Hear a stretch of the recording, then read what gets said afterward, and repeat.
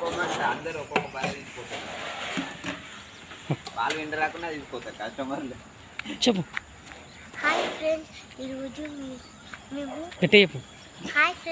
ఈరోజు మేము పాలు తీసుకోవడానికి వచ్చాము. ఇక్కడ రాంపల్లి క్రాస్ రోడ్ నుంచి 3 కిలోమీటర్స్ వస్తే ఈ బర్రెల షెడ్ ఉంటుంది. కామధేను మిల్క్ సెంటర్ పేరు కూడా చెప్పంటున్నా.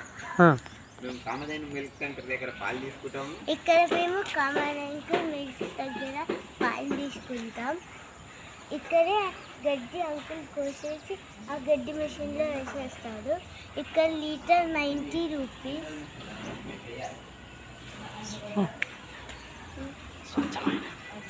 లైక్ చేయండి, షేర్ చేయండి, సబ్స్క్రైబ్.